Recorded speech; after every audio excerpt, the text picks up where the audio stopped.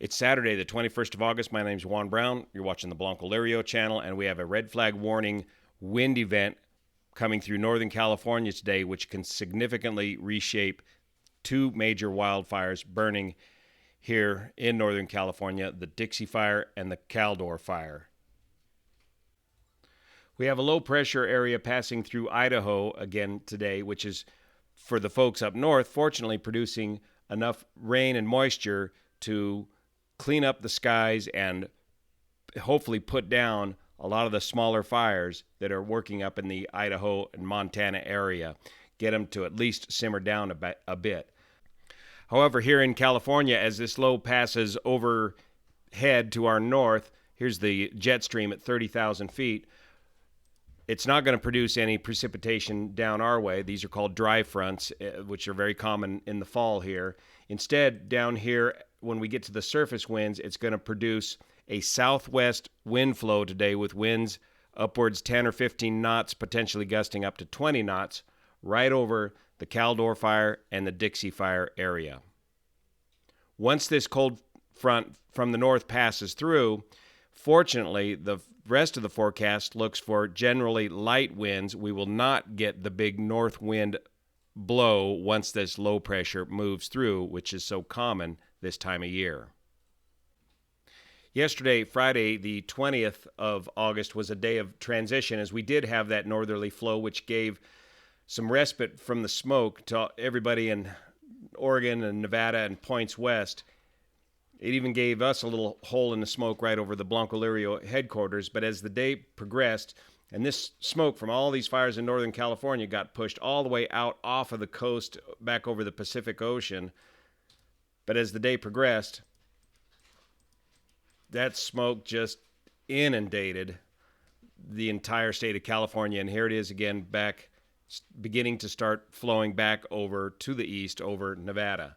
So even as these winds come in from the southwest today, it's going to be picking up a lot of this smoke that's been pushed all the way out in the Pacific Ocean and pushing that smoke through our area before we again begin to see any hope of any clearing skies from the smoke. Overnight last night, you can see the southwest flow begin to get going as the marine layer, this fog off of the coast, gets pushed pretty far inland. And that's cool temperatures and southwest winds pushing that along. And here this morning, up to current time, we can see already the smoke is flowing from the Caldor Fire from south to north, and here on the Dixie Fire, the smoke is flowing to the north and east. These winds are going to produce some major columns today. Now let's go over to INCIWeb and get a broad overview, starting with the Dixie Fire, 705,000 acres. Remember, this is just showing the entire perimeter of the fire. The active parts of the fire, we'll have to go look over at the IR data. The active parts of the fire are just spread out all across this range, across the head of the Dixie Fire, and some back down in here.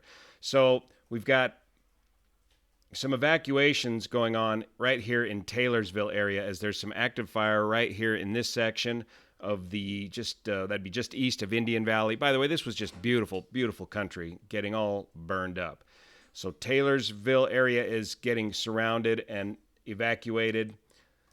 There's plenty of active fire activity up here in the Lassen National Park area, and then this active area off the escarpment just south of Janesville and heading towards the area of Milford is very, very active. So, according to the briefings that you can listen to on Facebook, they've, for an example, some of the work that they've done right here on this flank of this spot of the fire in an effort to protect the community of Janesville. The containment lines that they've put in, remember, containment lines are lines dug right down to bare earth, and as I've briefed in previous updates, that containment line can be as small as a single track trail or as wide as a dozer blade or as wide as several dozer blades. Here, just below Janesville, they've put in containment lines that are no less than 4 dozer blades wide. So here's how this is coordinated with the air tankers overhead. We've had enough smoke clearing where the air tankers could get in here and work yesterday, the very heavy air tankers working out of Sacramento primarily, I believe up in Redding and Reno Stead as well.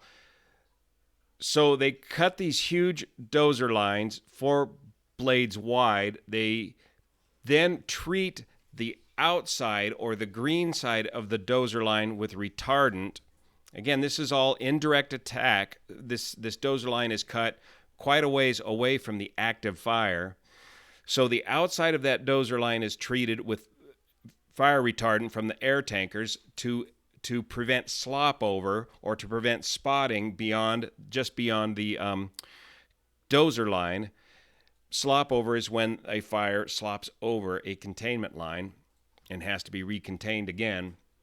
And then at night, when the fire activity dies down to the most minimum fire activity you're going to get throughout the whole 24-hour cycle, hotshot crews will go in and fire off or burn out the area in between the active fire line and the newly cut dozer line. So they'll start right at the dozer line and set that area on fire, burn it black, and that will hopefully reduce the size of the flames as the fire comes into the containment line or the dozer line. So that's an example of some of the effort that's been going on relentlessly on these fires. Here's an example of the infrared map from yesterday showing the hot spots. Here's a lot of hot spot area just outside of Taylorsville, located right down in here. I'm sorry I cannot zoom in any further on this particular chart.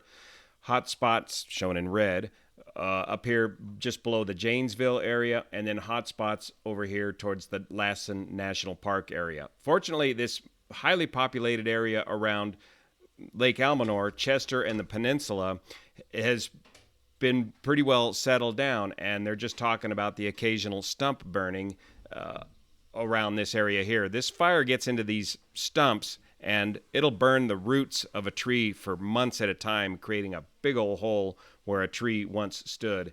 And so they're getting reports of that in and around this populated area.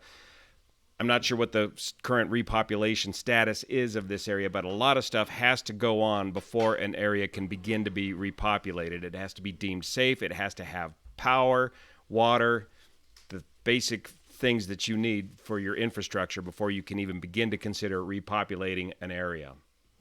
So some areas may be getting repopulated while some areas are still just now being evacuated.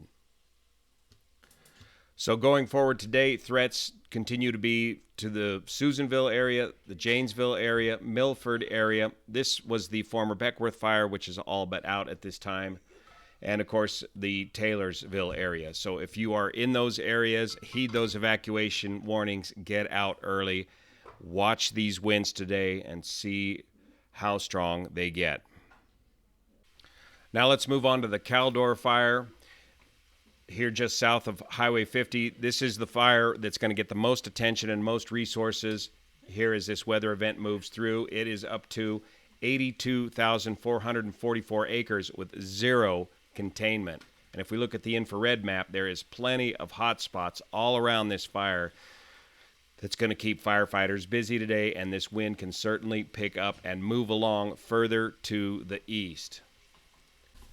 Right now, Highway 50 is closed through this area, and firefighters are hoping that they can hold this fire at Highway 50. They've been getting rid of a lot of the trees and underbrush along Highway 50 in an effort to make a stand, but they've got a containment area plan that is much larger and extends far beyond Highway 50. If you look at the control objectives from their latest briefing, they want to keep the fire north of Highway 88 at Shake Ridge Road, south of Wentworth Springs Road, which is considerably farther to the north of Highway 50, keep the fire east of California 16 at Fiddletown Road, and keep the fire west of Strawberry Creek. Let me show you on the map what that control objective, how large that is. That doesn't mean exactly where the fire is going to go. That's what they want to try to keep the fire perimeter within by the time this entire event is over. So looking on the Google map, here's Highway 88, Shake Ridge Road, right down about here. East 16 is the road that connects Fiddletown to Somerset.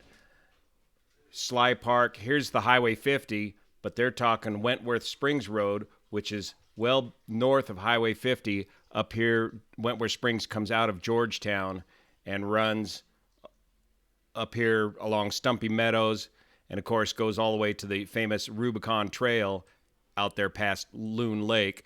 Up here's the Desolation Wilderness. That's all granite, so there's nothing really to burn by the time it gets up to there. And then all the way down here to Strawberry Creek, which, yes, is all the way out to here, just shy of the summit, Sierra Tahoe Resorts, just to the west of there, and then back down to 88. So that's the huge area they're talking about for the potential eventual containment area of this Caldor Fire. By the way, what's in a name?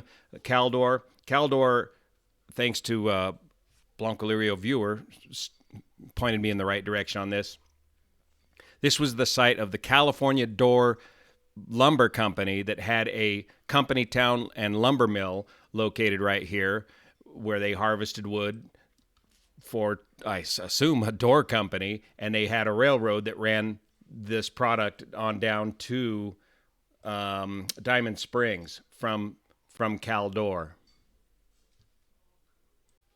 Looking at the satellite view, you can get an idea of the thick vegetation where this fire started that had not been logged or thinned or burned in a very long time. And then as the fire heads off to the east, you can see the checkerboard pattern of logged areas. The fire will burn through these logged areas very quickly, but hopefully with reduced strength and flame lengths as it just burns through the dry grass and brush, but it'll move very quickly. Remember, this fire burned 20,000 acres in a 24-hour period under normal burn condition, just our standard summertime delta breeze, southwest breeze, maybe 6 miles an hour or so. 20,000 acres in one day because of the dry nature and the heavy, heavy fuel loads that this fire was able to consume. And this Highway 50 canyon, which follows the South Fork of the American River, can act as one heck of a chimney if this fire gets in here with the winds blowing out of the southwest. Note the amount of vegetation along the north-facing slope of this canyon. Here you can see evidence of fire burns from previous years. And eventually you get far enough east, you get up into the granite rocks where there's just simply not that much left to burn. However, the Tamarack fire did make it all the way down to 395 and the Nevada desert beyond. Here's the wind map from the surface winds from windy.com. This is back 9 a.m. this morning. The wind beginning to pick up through the San Francisco Bay Area, blowing into the valley, and then up over the Sierra, picking up more to 11 a.m. current time. We're picking up about 12 knots wind, just about as forecast.